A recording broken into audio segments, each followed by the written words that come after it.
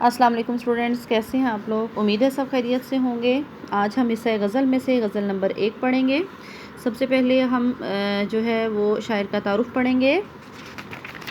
شاعر کا نام حضرت موہانی ہے۔ تاریخ پیدائش سن 1875 اور تاریخ وفات سن 1951 ہے۔ حضرت موہانی کا اصل نام سید فضل الحسن اور حضرت تخلص تھا۔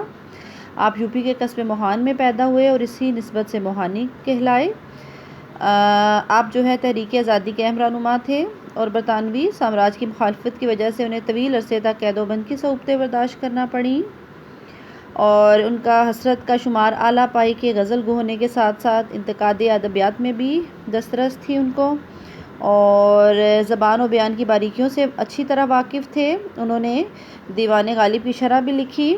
ان کی تصانیف میں نکات سخن، انتخاب سخن، مشاہدات زندان، کلیات حضرت موہانی اور انتخاب اردو معلیٰ شامل ہیں۔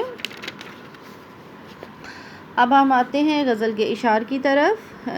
دیکھیں، پہلا شعر ہے: مصیبت بھی راحت فضا ہو گئی ہے، تیری آرزو رہنما ہو گئی ہے۔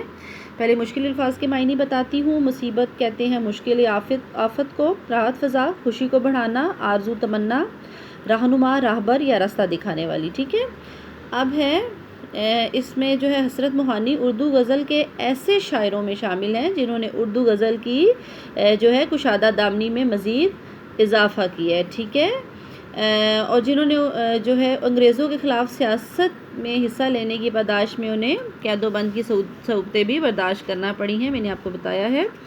اس میں شعر میں حضرت موہانی کہتے ہیں کہ مجھ پر آنے والی مشکلات اب میرے لیے خوشیوں کی طرح ہے، کیونکہ میں ان مشکلات کو خاطر میں نہیں لاتا۔ ٹھیک ہے، اور حضرت کہتے ہیں کہ مجھے ایسا محسوس ہوتا ہے جیسے یہ مصیبت جو ہے وہ میری جان لے لے گی، میرے لیے تو اس میں بھی خوشی کا ہی پہلو نمایاں ہے۔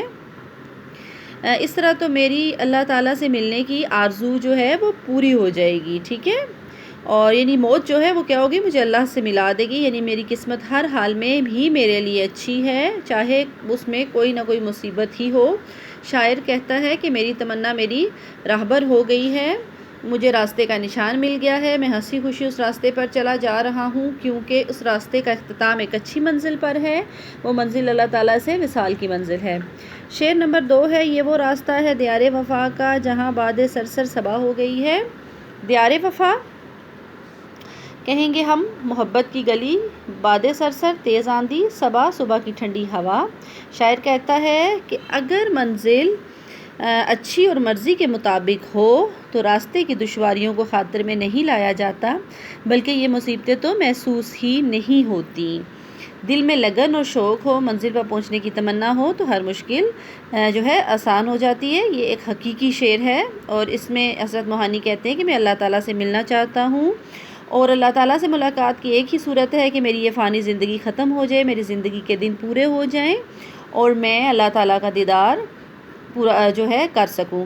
اگرچہ یہ دن تکلیفوں سے بھرے پڑے ہیں، لیکن یہ دنیاوی تکلیفیں چند روزہ ہیں۔ میرے ذہن میں ایک اچھی منزل کا تصور ہے، اور اسی لیے دنیا کی تکالیف مجھے ڈرا نہیں سکتی، بلکہ میں تو ان تکالیف سے لطف اٹھاتا ہوں، اور مجھے تیز آندھی بھی صبح کی ٹھنڈی ہوا جیسی معلوم ہوتی ہے، یعنی دنیا کی مصیبتیں بھی میرے لیے خوشی کا باعث بنتی ہیں۔